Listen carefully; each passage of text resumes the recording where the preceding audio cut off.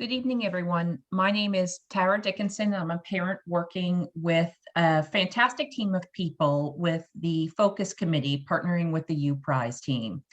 I want to thank you for joining us and for sharing in our commitment to continued learning and community wellness. Focus is a committee in the Unionville Chadds Ford School District organized by parents in collaboration with the UCF District Administration. Focus provides information and education to parents and the community through webinars, workshops, and posted resources and seminars. Our mission is to promote well-being for families and healthy options and choices for youth in our community. Focus could not do the good work that we do without the tireless support of our district administrators. In particular, this evening came together with the strong support of Krista Fazio, Director of Communications, Justin Webb, Technology Director, and Shannon Brown, Supervisor of Secondary Special Education. Focus partners closely with Dr. John Sandville, the District Superintendent. This evening, Dr. Sandville will not be with us, and I will be turning over the evening to Shannon Brown, Supervisor of Special Education, and thank you for being with us this evening. Thank you, Tara. Welcome, everyone. My name is Shannon Brown, and I'm the Supervisor of Secondary Special Education for the district. I'm also the founder and lead district administrator for U Prize. For those of you who are unfamiliar with what U Prize stands for, I'll take a go at it. Unionville Parent Resources and Information for Special Education. So we are a place for parents and guardians of students with special needs to share ideas and information, discuss programs, network with other parents and community resources, collaborate with administrators, ask questions, seek advice, and learn more about special education processes. Our goal at U Prize is to provide families of students with disabilities education, resources, and enhanced partnerships with the school district and the community. So, on behalf of Focus and U Prize, I am very excited to introduce to you our guest speaker for this evening, Dr. Janet Edgett. Dr. Edgett is a child and adolescent psychologist who has practiced in Exton for over 30 years and is the author of dozens of articles and books, including the popular parenting paperback, Stop Negotiating with Your Teen. The challenges of the last year have taught us a few things about the kinds of skills our children and teenagers will need in order to thrive in an ever-changing world. Tonight, Dr. Edgett is going to talk to you about the 4 skills our kids need to thrive post-pandemic and how you can support your kids' mental health. In a moment, I will turn the floor over to Dr. Edgett for her presentation, which will be followed by an interactive Q&A panel. But first, I have a few quick logistical items to cover. So this presentation will be recorded and posted on Focus and U Prize websites, in addition to the handout that should have been emailed to all registered participants from tonight, and we're also going to share that link in the chat if we haven't already. We have a team of moderators managing questions tonight. Additionally, Kate Rentschler, a certified clinical trauma professional and a UCF elementary school social worker, will be answering questions live in the panel with Dr. Edgett following her presentation. If you have questions during Dr. Edgett's presentation, please enter them into the Q&A tab on the bottom right corner of your Zoom. If you have a confidential question about your child that is not appropriate for this evening's chat, please reach out directly to your usual UCFSD contact person via email or phone after this event. If you have a new concern, please see the Pupil Services page for the behavioral health contact within your child's school building. All right, without further ado, I now hand it over to Dr. Janet Edgett. The meeting is yours. Thank you. All right. Thank you so much, Shannon. I appreciate both the introduction as well as the invitation to speak to your community of parents. And I look forward to the next hour. To the parents who are here, I want you to know I really appreciate you joining me and my colleagues to talk about how we can help our kids thrive in the next few months and beyond, of course, but thrive in the next few months post-pandemic. So we're now in the latter part, I believe, of this horrible pandemic that's affected almost everyone on the planet, and there's really not a lot of good things to say about it. That being said, I think there are some benefits to have come out of it. And I'm going to list two of them here. I think the first positive benefit is that it really has put our collective attention on the mental health of our children and teenagers. I mean, it was already happening. There's a lot more conversation. There's a lot more national dialogue about mental health, not only among adults, but among kids as well. But I think the pandemic really brought it front and center. When I think about what stands out in terms of mental health, I have to say that the anxiety levels just are, you know, just crazy high, and that's the most pronounced thing. I mean, there are a lot of kids who struggled with depression from the isolation, struggled with all kinds of things, learning problems, but the anxiety seems to be something that just across the board, kids are really, really wrestling with. The other benefit, I guess, of the pandemic, or the takeaway for me, is that I think it really exposed some of the shortcomings in our kids' emotional and social and psychological health. And I'll tell you why. It pointed us in a direction of where we need to do some skill building with our kids.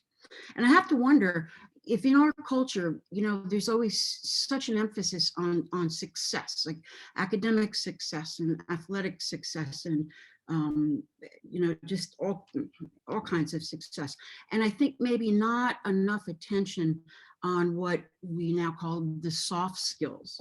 And so we have kids who are really doing well, you know, in school and on the field and all that, but not doing so well in terms of navigating some of the challenges that test emotional intelligence and awareness and relationships and patience and empathy and accountability and all those. So I wonder if we've kind of lost sight of that, these other important dimensions of healthy development. And so I guess I'm saying that in a way it's kind of brought our attention back to that. When I think about the kids who are really going to thrive in the coming months, I think of kids who are going to be able to, one, tolerate the discomfort of not knowing. I mean, that really became so apparent during the pandemic. There are so many things that we couldn't know. You know, when it was going to end, when we could go outside, when we could see our friends, when all kinds of things. But being able to tolerate the discomfort of that without getting derailed, I think is a very, very important skill. And I'll talk about it more in a little bit. I also think kids who are able to pivot and flex when they're disappointed, when opportunities or circumstances shift, rather than getting stuck on what was supposed to happen. That's another really important skill. The third one has to do with when feeling frustrated or feeling disappointed, not letting that derail you, but rather using it as a prompt to come up with solutions to problems. If you cannot problem solve, you're going to end up avoiding a whole lot of issues. And then that becomes, you know, another problem in terms of relationships or being able to be successful in school. And again, I'll talk about that a little bit more later. And then the fourth one is, I think, kids who are able to really think about and constructively manage and repair their relationships with the important people in their lives, I think is also really, really very critical. And, you know, I don't even know if these skills are really post-pandemic specific, because I can't think of a time when these skills like wouldn't be essential. But I do think that the circumstances of the pandemic, the isolation, the lack of structure, the removal of so many milestones of rituals and routines that ground our kids, the changes in plans and protocols and all those things pressed harder on certain developmental achievements than others. And I think it pressed harder on these that I'm talking about, being able to, you know, stand in the face of ambiguity and uncertainty and to function well. So the kids who struggled the most, of course, were the ones who weren't able to bring those skills to the fore and employ them. But I also think there's another element too. And I'm just kind of thinking about it now, curiosity. I think we don't really talk about it so much as an emotional skill, but the ability to look at a situation that is not great, and become curious rather than devastated or rather than pessimistic. That curiosity holds out hope and allows a person to think, well, maybe, or I'm curious how I'm going to manage this. I'm curious what I'm going to be like at the end of this event or circumstance. And I think it's a really, really important, I guess, attitude to have. And I think kids who do that, who have that, will thrive really well.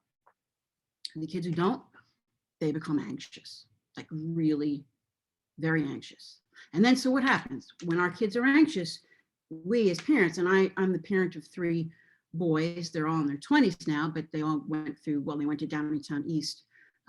But I understand, well, the idea of sitting and watching your kid in distress is very uncomfortable. And it's not something we sit with without feeling the urge to do something about it. So when parents see their kids in distress, the instinct is to move in and alleviate the anxiety, to alleviate the distress. But this ends up being counterproductive. And I wanted to talk about this piece of anxiety because I think that's how some of our kids haven't developed these skills as fully as they could have, because in many ways, when they started to become anxious or uncomfortable, then the temptation is to move in and try and remove the source of anxiety, to try and make them feel better. And then we end up robbing them of the opportunity to get batting practice at feeling not so good, but still being able to function, as well as other things, such as having to contemplate truths about themselves, like maybe they're not as popular as they thought, or maybe they're not the smartest or the best or the nicest. And that's all okay. And kids can deal with that. But when we take away the trigger that gets a kid thinking along those lines and we try and protect them from that, I think we do them quite a disservice. So what does it look like in action? Okay, so removing the trigger. Okay, so if you have a child who doesn't like uncertainty and is uncomfortable and always asking, then as a parent, you might make a point to always tell the child exactly what's going to happen during that day.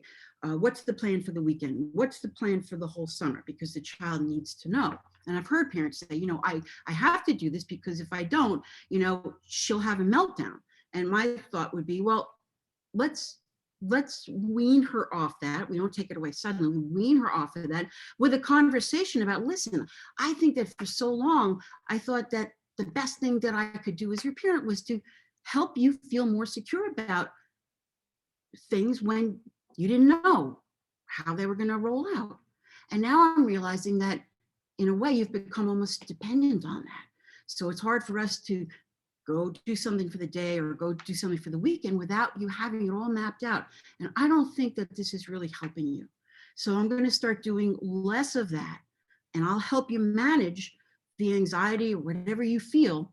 But I think it's important that we make some changes there. And that's how that's a conversation that you could use to begin making some changes in how you handle these things. Another one of taking away the trigger would be, let's say, letting your daughter skip her cousin's birthday party because your daughter gets triggered by the fact that the cousin has a boyfriend and she doesn't, and she would be really upset at the party, so she doesn't want to go, and you say, that's okay, you don't have to go, rather than, listen, I know that your cousin has something that you would like, but this is an opportunity for you to be able to separate those, to be able to have a feeling of envy for somebody, but still be able to hang with them and appreciate and celebrate with them, and something like that. Another example, getting kids switched out of classes to a preferred teacher, or even when a parent stops asking a child to help around the house, because when they do, it triggers an anxiety response in the kid, and the kid responds and says, you're stressing me out even more. I can't believe you're asking me to do chores when I'm worried about even just passing this year. And as far as I'm concerned, that's their cease and desist order. Okay. You know, I'm already stressed out. Don't stress me out anymore. And so it gets you to stop and back off. And they really don't develop the ability to realize that, you know what, I can be stressed and function. I can be stressed and still be a useful member of the household or a good citizen of the household. Another example would be not only getting rid of the trigger, but accommodating the behavior. Okay, so here you have, allowances so that the child doesn't have to be accountable. So here's an example with a child who, let's say, is inflexible, uh, and the family ends up doing a lot of workarounds to accommodate the child so that he doesn't have meltdowns every time you go do X, Y, Z. But the problem is it causes a lot of resentment around, particularly in the siblings who end up having to always go, let's say, to their brother's restaurant because he's not comfortable eating anywhere else, or brother always needs the front seat. And you think, well, what's the big deal? But it does create resentment among the other siblings and maybe the parents too sometimes. So that's not something that in the long term is really helping for a kid. Reassurance, too many reassurances. Your kid comes home and says she's worried that her friend is going to be mad at her, and you might be tempted to say, don't worry, she's not going to be mad, it'll be fine. But what's lost is an opportunity to say, well, let's go there. Let's say that your friend is mad. How are you going to handle it? How will you know she's mad? Because lots of times friends hide that from their friends because they don't want the other friend to know they're mad. How will you know she's mad? How will you handle it? So that's the thing that gets lost when we're quick to reassure. Then the last one I'll mention in terms of how we try and assuage our kids' anxieties in ways that are not helpful is when we distract them. Okay, and this is, we use this all the time. I think your kid is sad about something and it's easy to say, come on, let's go watch a movie and we'll feel better. Let's say you were away for a weekend and your child was really disappointed about the weekend away. And maybe you're tempted to say, well, let's, tell me 3 positive things about the weekend.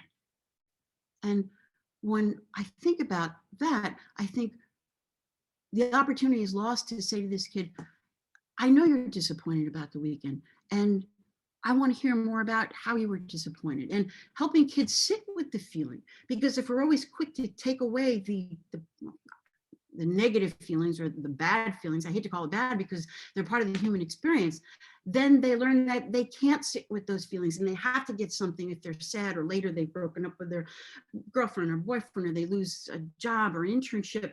They feel they have to distract themselves because they never really learned to sit with it. Okay.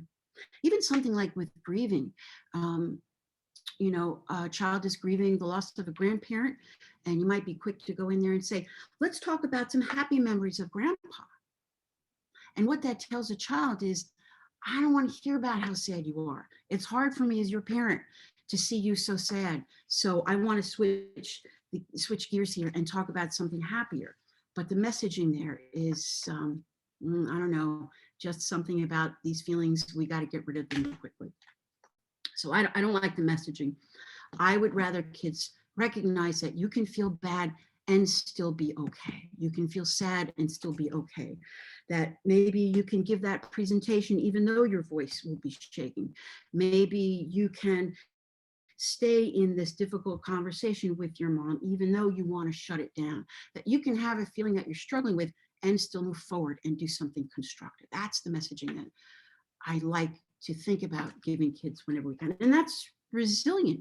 I mean, that's how we help them get resilient so they don't get sort of out.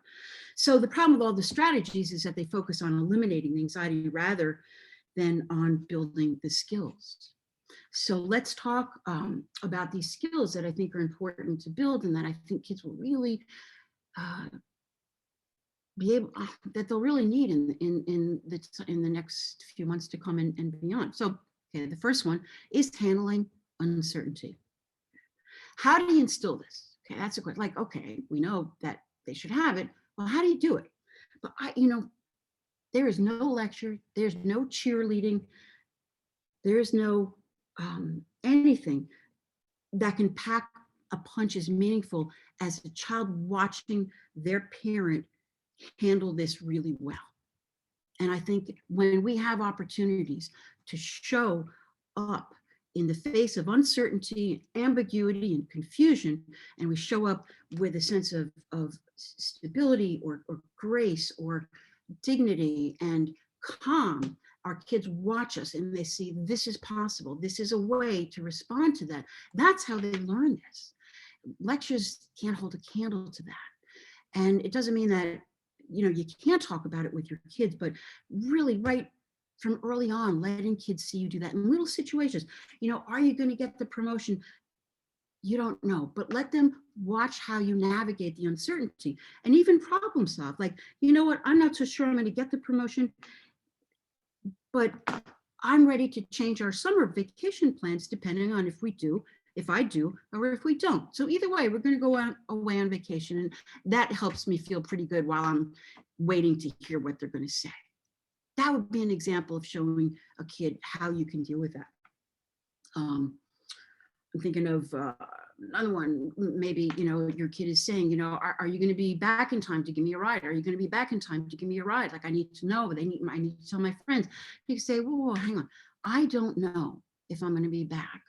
But what I can tell you is that if I'm not back in time, then I can begin to think about another way for you to get there.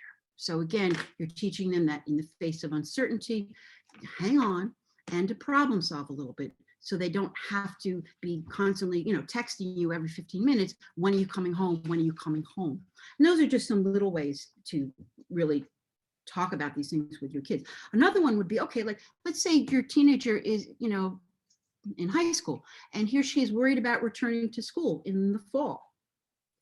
And maybe they're saying, which is what I've heard kids say, nobody knows how to talk to anybody anymore. Nobody knows how to talk or be friends offline anymore. Everybody's just used to being online. It's tempting to say to your kids something along the lines of, look, you've been going to school for 10 years already. You'll figure it out. But what gets lost in there is the opportunity to say, you know, it's weird because you'd think like you've had friends for like all your life and you've been in school for 10 years, but I could see how it would be kind of weird because nobody knows what to expect. And that would make me uncomfortable too. I don't know, how are you going to figure it out? What are you thinking? Just to have a conversation about it rather than shut it down and say, you know, you'll be fine, you've been going to school.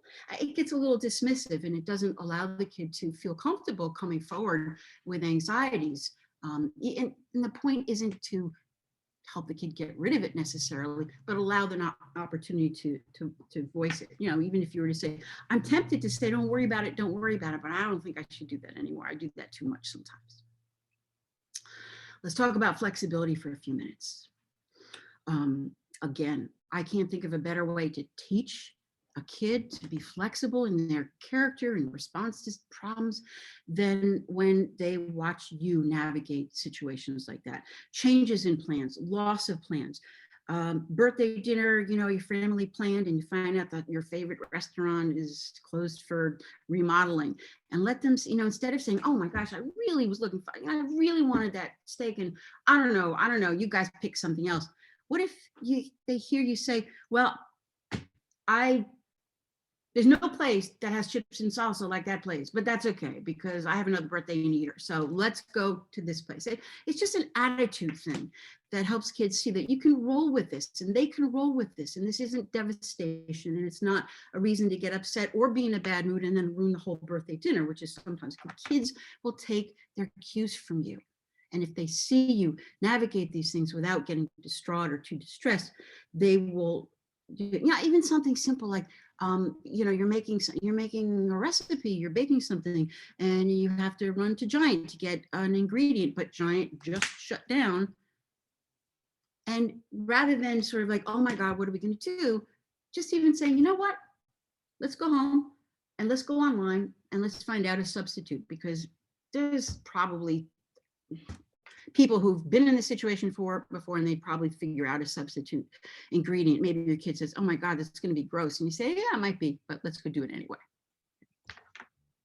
I was recently speaking with a 16-year-old client of mine. I'll make up the name, Courtney, okay? And she's been a trooper with her parents' very contentious divorce. And she said to me one day recently, she said, it turns out we're going to have to move. Maybe. I'm not sure. I think we're going to have to move, but I don't know when, and I don't know where, but I think we're going to have to move, and it's going to be terrible because I can't deal with not knowing when I'm going to be living in a different place and how long I have to live here and where we're going to move to. My room is my safe haven, and I'm going to just break. And I'm like, okay, whoa. And I started to talk to her about the idea of maybe she wouldn't break, maybe she would have broken in the past, but that was how she saw herself, and can she see herself as different? I said, you've been through the mill here, and I have to wonder if there aren't abilities that you've had to develop that can help you in this transition too.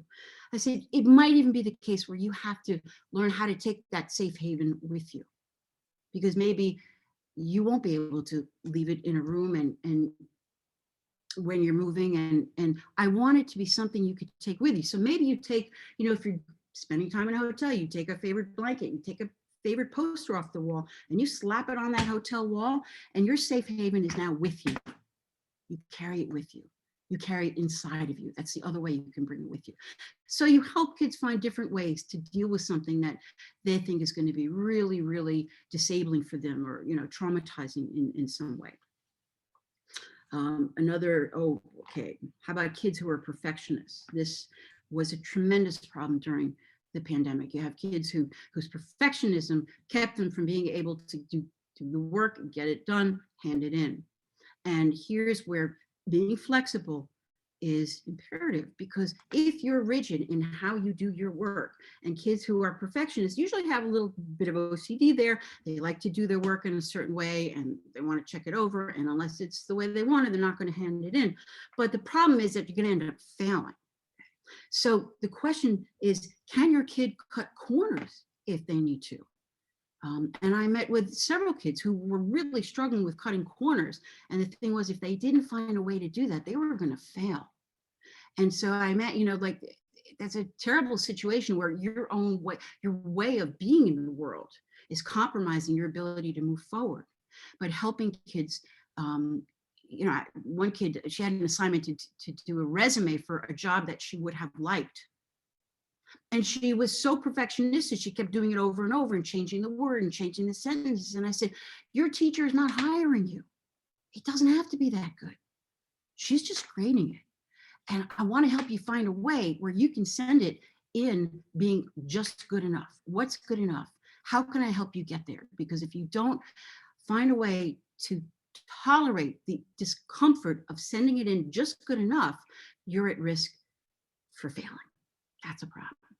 And it's uncomfortable. And so it's tolerating that anxiety that we want our kids to be able to do so that they can get the heck out of their grade or the school or whatever.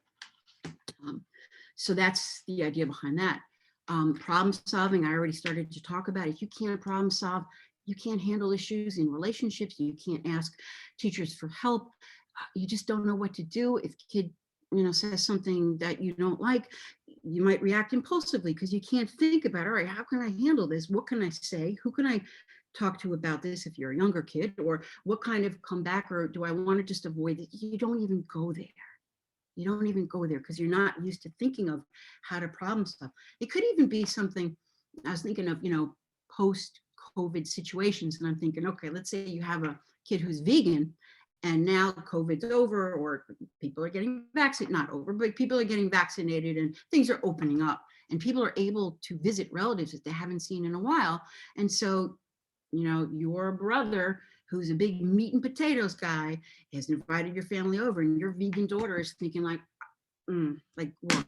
How am I going to do this? And you talk about, okay, let's go there. It's going to be meat and potatoes pretty much, but what can we do so that you can be a part of dinner? You can be included. You're part of it. It's not weird, but you don't have to eat anything that's not comfortable for you to eat.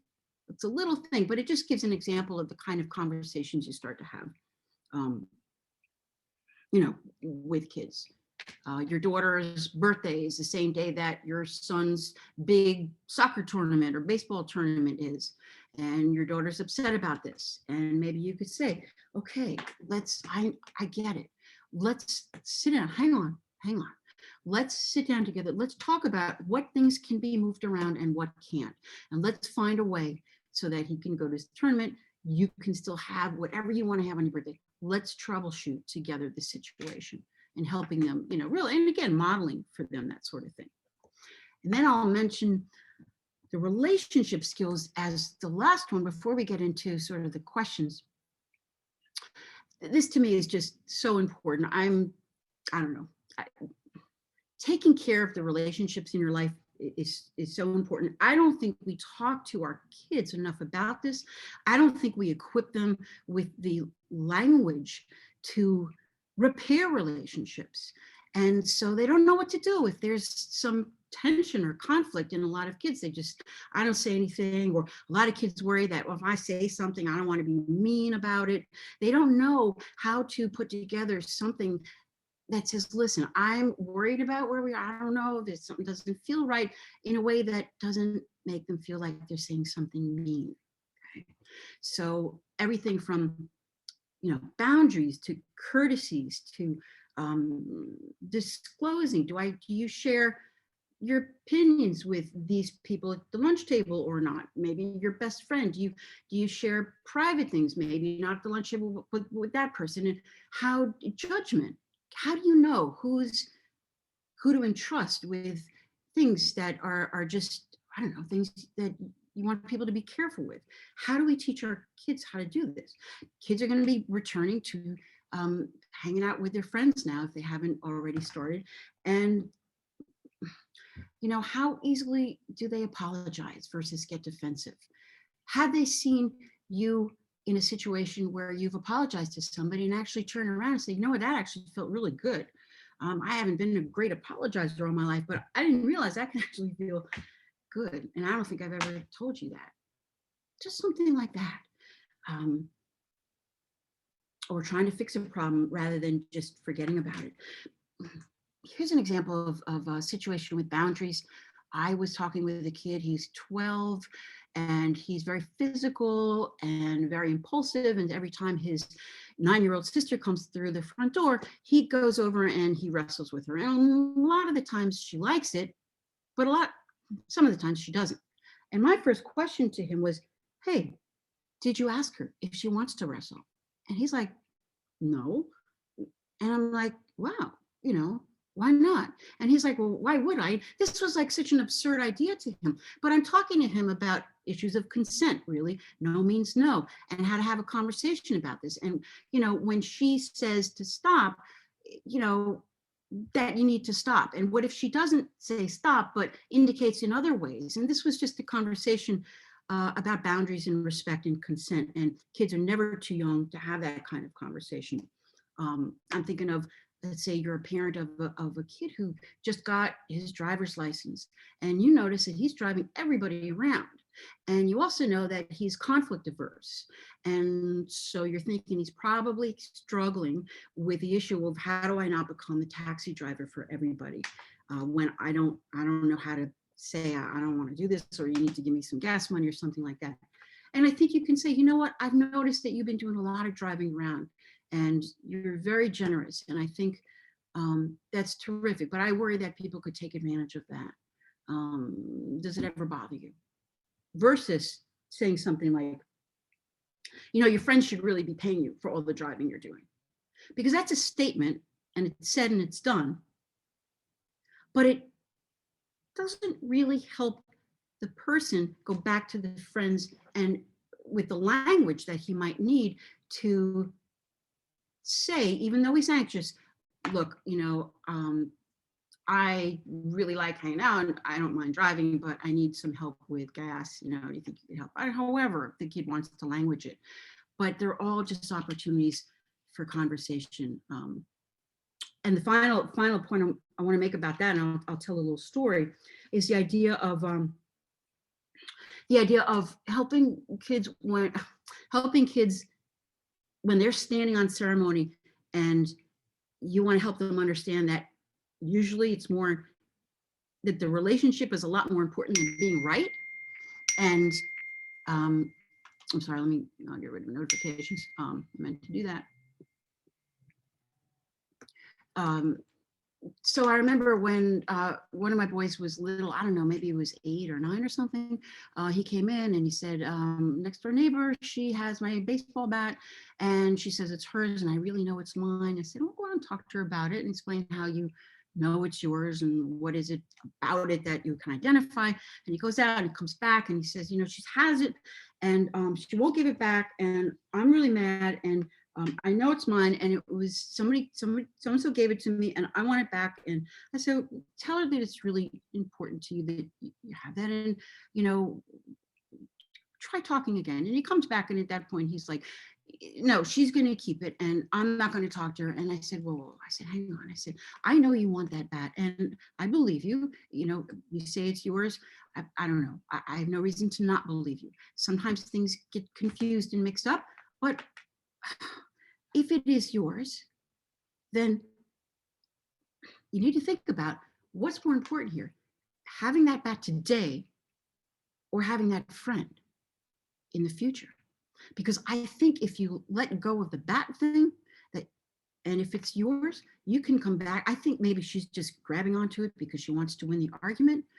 I think if you let that go and take care of the relationship, and then you come back next week and you say, you know, that bat I think actually is mine, I think you might stand a pretty good chance of her saying, oh yeah, sure, take it. Because I don't even think the issue is the bat. I think she's trying to win something, you're trying to win something. And all I'm thinking about is your friendship. So that's, you know, kind of long-winded way of talking about these things with kids and what really matters with the people they have in their lives. So with that, I'll stop and let's go to some of the questions and get started there. Sure. So we'll have Kate Rentschler join us. Thank you so much, Dr. Edgett, for that. You're welcome. Right, and I'll start with the first question. And remember, if you'd like to submit a question, you put it in the Q&A box in the bottom corner of your Zoom and we'll get that. First question, many parents are reporting that one effect of social distancing is that it has eroded their previously shy children's self-confidence and social skills, and the kids are now avoiding social opportunities with peers. What can parents and kids do about this? Okay. Yeah. You know, shy kids got shyer, social anxiety kids got more socially anxious and so on. So this is definitely a thing. But I think it's really important to remember that kids haven't lost the skills that they had before. They're dormant and they haven't used them, but they haven't lost them. And I think that as things begin to open up, as kids begin to congregate together in informal, casual ways, and the social banter back and forth starts to come up again, and there's just a little bit more buzz, I think kids will be able to access a lot of the skills that they had before and bring them forward and start talking again. I also think that part of what's hard for kids now is not knowing where they stand with their friends or where their friends stand with them. And I see that as another reason why a kid may be really reticent to join a conversation or be maybe as socially, you know, bold as they were before, because they don't know, are we still friends? Are we still friends outside of school? Or are we just now friends? Are we back to being just friends in school, but not outside of school? I don't know, like we haven't texted in a while, or it's weird now, we were FaceTiming and that was fine, but now it's just really weird standing here. So I think there's just a lot of, I don't know what this other person is thinking about who we are to each other.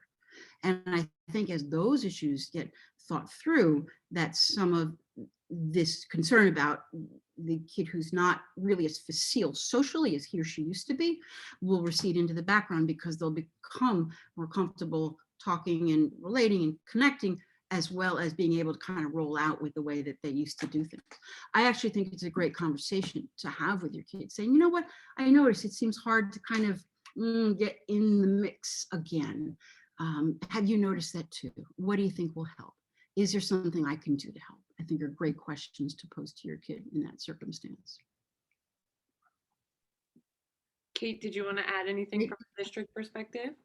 I think it's hard to add because Dr. Edgett is doing such an excellent job with it. I reinforce that, and I think it's a whole other set of social rules that are new with Zoom and with social interaction via technology and just the social distancing. So it's learning some other social norms and expectations, as well as trying to figure out where students are with their own relationship skills and social awareness So yes, I agree with that, with Dr. Edgett.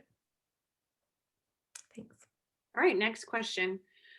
My formerly sweet, loving, and attentive adolescent has turned into a surly, impatient, and often mean grouch. While intellectually, I know this is all part of the teenage thing and that eventually it will pass, I also don't want to let this behavior go completely unchecked. Where is the line between biting your tongue and not making every interaction an argument and allowing your teen to treat you and other family members rudely? Okay, I love this question. I love this question because it brings up an issue that I think a lot about, which is what is the cultural narrative about adolescence in our country? This narrative that has convinced us that being rude or surly is part of being a teenager. I don't think that that's true, but it has allowed us as a community of parents to sort of lower the bar a bit in terms of how our kids might talk to us or how they might handle certain situations with us or how they might push back. I think because of the pandemic, a lot of things have been loosened. It's just too hard to stay on top of everything. It also, it stressed people. When people are stressed, they do get grumpy and they get irritable and more short-tempered. So that to me is more normal. I could see that being a real explanation for why a kid would suddenly be like that. And I think that's a conversation you can have with your kid to say, you know what?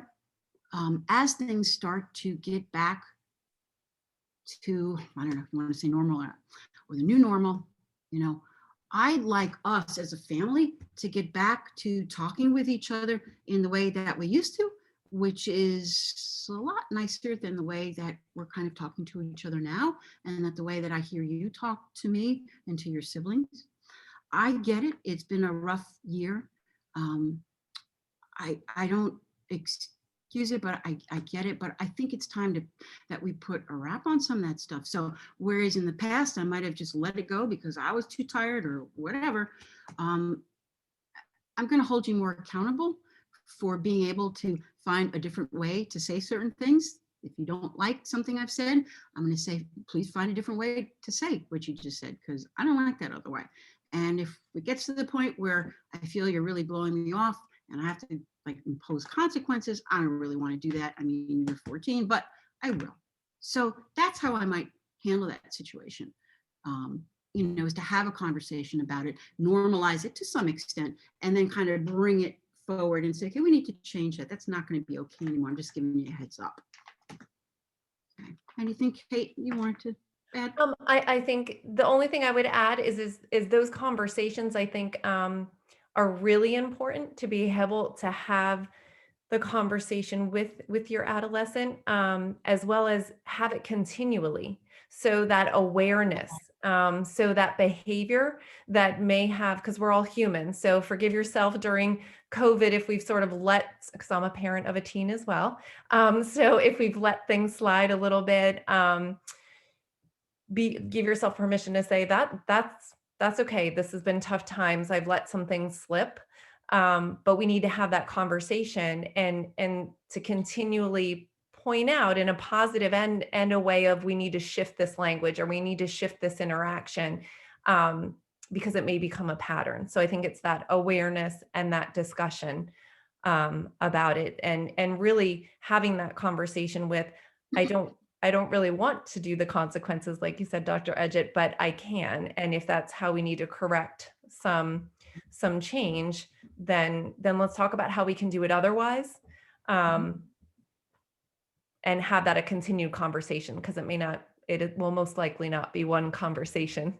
So Yeah, it's not going to be one conversation, that's for sure. It's awareness and a bunch of conversations. And I just wanted to add one quick thing about that.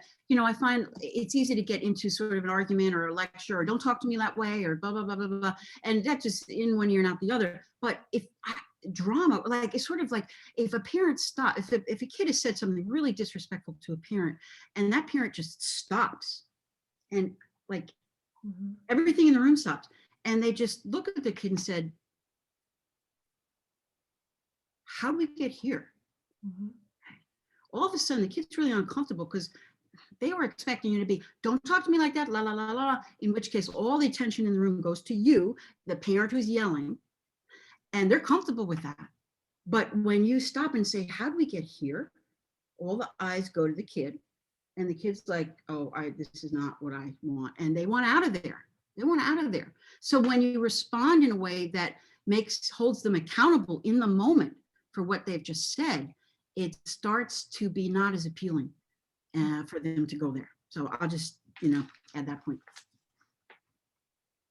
Just had a question come in. How do I navigate when my child, 8-year-old with ADHD, but also gifted, has regressed emotionally and is showing lots of signs of distress? So, okay, so signs of distress. I guess, okay, where my thoughts are going is, what is the distress? What's the source of the distress? Is it a social distress? Is it a distress of having trouble regulating his emotions?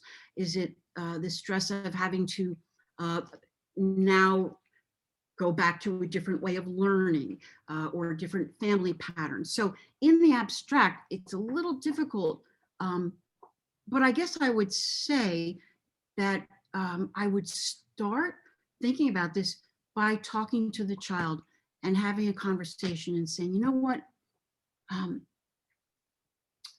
this has been such a tough time for all of us in many ways, but as things have gotten better, I notice that you're still struggling almost as much as you have been for a while. And some of the things that you've been able to manage pretty well in the past, it seems harder for you to manage. Like, for instance, things upset you more easily, or you're quick to, come back with something mean, maybe if your brother says something to you, or it's hard for you to pay attention to this or that. And I want to know how I can help with that and what you feel you need in order to be able to work on some of these things and feel a little bit more in control. Because I think not only do I want that for you, but I have to imagine that feeling more in control of yourself probably feels pretty good. What do you think? I might ask that and start that way.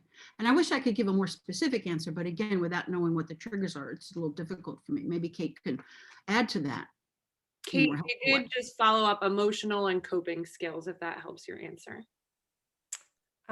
So I would first say, for more specifically for the emotion and coping skills component, to have a more specific discussion. So I would always say reach out to your elementary social worker, which is me, because I heard 8-year-old, or the school counselor, to just have a further conversation about specifics that we might be able to offer, just resources or supports or websites. We have tons of resources that could just be for the parent or caregiver.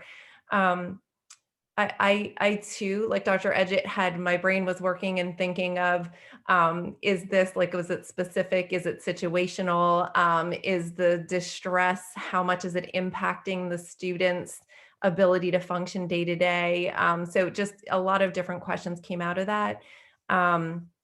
I think really focusing on the basics of trying to make sure that that conversation happens. There's a sense of relationship connectedness and feeling of safety that that your child can express the distress and maybe share, if they are aware, what a trigger might be about that, to try to discuss it. But I think it aligns with this presentation in a sense of, if it's uncertainty or if it's a need for problem solving, helping Right. them work through the feelings identification is number one. Like, what are you feeling?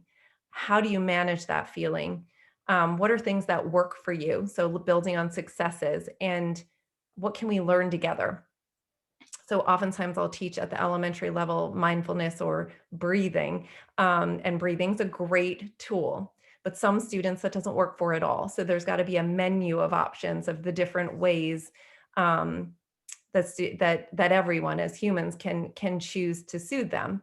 And I know Dr. Edgett said, like, that safe haven, like that client of yours' room was the safe haven, and then transferring that. Could it be a poster? Could it be this? So it can change and evolve, and you need multiple tools to be able to manage that. So, but reach out if you need specifics to the school. I would also, again, just one thing, which is I would pick one thing with a kid because it's so global, it's so diffuse, it's like kids with ADHD, they struggle in so many different places. And if you were to say, look, buddy, let's pick one area where you have a tough time handling your reaction to whatever. And let's think about other things you could do at that time. Like one situation, you have a fight with a friend on a video game, or your brother says something to you, or we change where we're going to go out to dinner. Let's pick one thing, because I think if they can feel that they get a handle on one thing, there's a sense of, oh, okay, I could do this. Otherwise, it just is like, well, it's all over, and they feel like I can't do anything, and my mom or my dad's just mad at me. And very specific skill building around that particular stressor, I think maybe could help. Great. We have a few more questions. Many parents relax bedtime and electronics gaming limits during the pandemic due to social limitations, and they're finding it's difficult to reinstate them. Do you have any strategies to resume that structure with the least amount of family conflict? Oh, it's a great question. I'm sure a lot of people are like nodding their heads. Yeah. So you know what? I think the question is a great question for us, but I think it's an even better question for the family. And I would suggest to the person asking that question to take that question, turn around and just ask and say to the family, you know what, let's sit down, guys. I just want to do a little powwow here. No big deal. We're not going to stay here forever, but it's no surprise. And we all know we kind of were lax on a lot of things around the house. We just needed to be, electronics, the TV, and blah, blah, blah, blah, blah, blah. But we can't continue to be like this. We got to reel it in at some point. And I think we're getting to that some point pretty soon. So, I could sit here with dad or with mom and kind of say, okay, these are the new rules and we're going to go back to this. But I would rather do it with you. We may not agree on everything, but I'd really like you to be part of the conversation about how we're going to go from sort of almost a free-for-all to having rules or parameters or limits on things. I don't think it'll be easy. I'm open to how I can help make that more easy. I don't want this to be a battleground. That's the thing. And we have to make some changes. And one thing that I think is really important is that remembering that kids are really, really good at picking up on our own anxieties. So if we are coming into this conversation worried about our kids getting mad at us or agitated, or that there's going to be a lot of fighting, they're going to pick up on that and say like, well, my mom or my dad is already expecting this is going to be kind of a bit of a tug of war. So they're going to push back on that. But if you approach the conversation sort of like, I know that we have to go back to some rules, sort of it's a given, rather than leaving room for them to press the absurd idea that, no, we thought it was always just going to stay this way, which if they have an opportunity to say, they'll say. So how you approach it, I think, makes a difference. What do you think, Kate?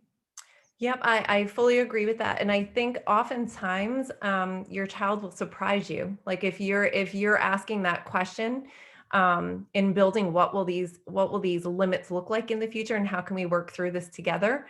Oftentimes myself, other parents I've worked with have reported that their child will come back with even more strict guidelines than what the parent was thinking of originally, or different kind of rewards or consequences that would come out of it. So I think what it also does is it builds upon a key part of your presentation, Dr. Edgett, that relationship. This is showing you how to communicate within the family system about relationships, because there's things within this family that we each have to sort of contribute, and we may not all we want a free for all and we want to all do what we want to do, but we're going to have some limits. And I think that it also teaches that relationship skill. Mm-hmm.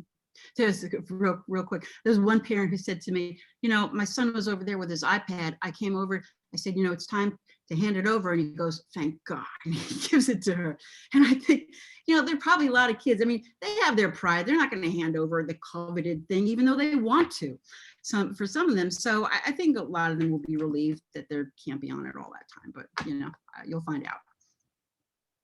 And I think we have time for 1 or 2 questions, depending on the length of our answers here, so we can wrap up on time. It has been tough navigating the last few years as adults with societal, racial, economic, physical, and mental health challenges to face. How do we help our children process all that has happened and continues to unfold? And how do we support our children who might be feeling less hopeful about the future? Okay. All right. So yeah, this is a terrific question, and I'm going to have to just do it really short.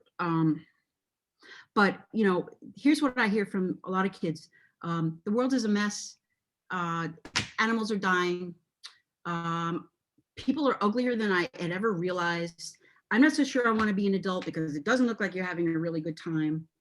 And so these are the things that that our kids are thinking, whether they're saying it or not. And that's really sad. I don't know that we've done a great, I've said it because I don't think we've done a great job of shepherding our planet to leave to you. And so I could see how it would look that way. Like that, how'd you get there? What are the things you've been, listening to and hearing or reading that bring you there? That's the first thing. How'd you get there? And then secondly, I would think about, I don't want to dismiss, I don't want to say, oh, that's so pessimistic. Why are you so pessimistic? Everything will be fine. I would say to the kid, you know what, in the last year plus, last couple of years, there's been a lot of noise. There's just a lot of noise and a lot of ugly things going on between people, things we have to fix in our world, in our culture, in our community, a lot. But I think as the noise gets a little less, there will be opportunities to see what we can do to make our communities better. And so I think about things like, what would you need to see in order to make you feel more hopeful? What would you need to see? What things would you need to be hearing about or talking about or seeing that would make you feel like, hey, you know what? Actually, it's not so bad. Or actually, I think things are changing. Or actually, maybe people aren't that bad, or things like that. That's one question I would ask. Another one is there anyone you listen to who inspires you? Because I don't know that we talk enough about role models and heroes and aspirational, moving kids forward aspirationally, not behind them with, you got to do this or else, or you got to be more empathic, but sort of like, who do you know who's like the most empathic person? And like, what do you think about that? So I would ask kids about the people they admire. And the third question I would ask a kid in this kind of conversation is, what could you contribute to a world like this, that a world that needs attention? What would be your special contribution? What could you bring to the table? I would love to know what you think about that. Even if the kid can't, answer it right then, it's like, think about it. I think it's a good question for all of us to think about. This is me talking to the kid, but those are things to begin to let the kid know there are ways to think about it that can, shift perspective. This is all about perspective taking, and it's a great opportunity to help your kid learn how to do that. What do you think, Kate? Yes, I think I absolutely agree with that. The one thing I will add, because I know we're coming short on time, is that I can send over, I don't know how we'll attach or not, but there's a couple websites that also have amazing articles of how do you talk to your children about just COVID and the pandemic and the political kind of what's going on out there right now. So how do you talk about that to your children? It kind of guides, and there's different viewpoints and different ways as a parent that you can approach what you feel comfortable with. So I have 2 or 3 resources that I can add. Hopefully Focus and UPrize can put on where they put the recorded webinar that you can access. And they have a ton of other resources on there if you're looking for specifics. But I think that would be helpful to start, maybe kickstart that conversation to help guide. So, yep, definitely agree on that perspective taking. Yeah, we can definitely do that, Kate. Thank you. So there's one last question, if we can squeeze it in, that someone entered. And so I just wanted to share it since we're a small group here tonight. And then we'll wrap things up for the evening. So last question. I don't have a drum roll, sorry. How can we prepare our graduating elementary school students, so 5th graders, who have been overhelped, it's in quotation marks, by teachers, appropriately so given the circumstances in remote and hybrid models, who will soon be facing extraordinary transitions, right? Going to middle school, not having been prepared to work with multiple teachers, teaching styles, Canvas, which is our online learning management system. They're used to being handed checklists, basically. So they're trying to navigate the transition during this pandemic. So Kate, I'm going to let you, take this question, or at least certainly first, because it's just, I think really you're, just best qualified to go there. Well, thank you. I think that the elementary and Patton Middle School counselors work really closely together. They understand the uniqueness of COVID, the school year, virtual learning, hybrid learning, in person. So they understand the nuances of this year. I know that they have been actively working to prepare the fifth graders to transition to Patton. They're even implementing in 2 of the 4 elementaries. I know that they are implementing just with some of their fifth graders an actual lesson with transitioning into Patton Middle School that's a little different and more specific this year. So I think Unionville School District and the elementary to middle school transition, I feel really confident in their conversations, in their preparation. If a student is arriving at Patton and feeling overwhelmed with all those changes, they're going to have multiple resources to be able to access just to help them to prepare for the beginning of that school year and all the different changes. I think if you're looking at that as a parent, I would encourage just continually, as most parents do over time, giving more responsibility for your child over the summer, and without like using less prompts for them to be responsible for each other for whatever tasks they have during the day or chores, just to create some independence in them and that problem solving, and prepare. If you feel overwhelmed and something's going on, who can you go to? Who can you ask? So the Patton folks will be totally prepared for them in the first couple of weeks and fully prepared for them in the hallways, getting lost and to support them. But giving your kids who can I go to, I think is really important too, and practice that with them. Mm-hmm. So I don't know if anyone else if Shannon, if you have anything else to add from a Unionville perspective. I know you're not a panelist, but if you had a Unionville specific. You did a beautiful job, and I'll let Dr. Edgett wrap up if there's anything else she wants to add to what you said. I was just going to say, in response to the question, that if you can identify like the skill that your kid needs to build up in order to feel a little bit more confident or comfortable going on to middle school, you can identify it, work with it over the summer in a very organic way. So for instance, if your kid is worried about like gets anxious in unfamiliar settings or locations, then maybe you go to a couple of different places you've never been to before and say like, okay, like, how do we navigate this? And what happens if, I don't know, a museum or whatever,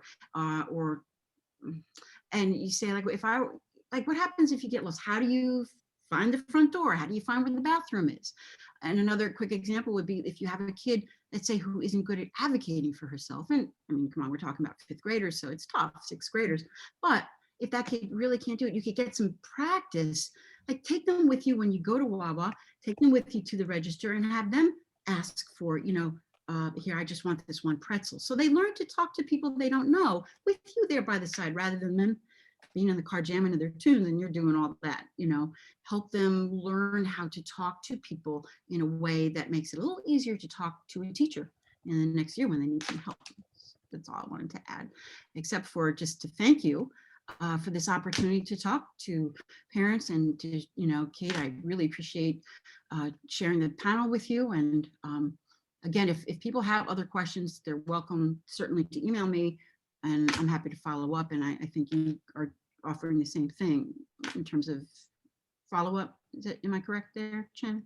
Yes, so on behalf of UPrize and Focus, I would like to thank everyone for attending this evening. And I would also like to thank everyone from Focus and Unionville who worked behind the scenes to make tonight possible. And of course, a huge thank you to our esteemed presenter, Dr. Janet Edgett. We learned so much from you tonight.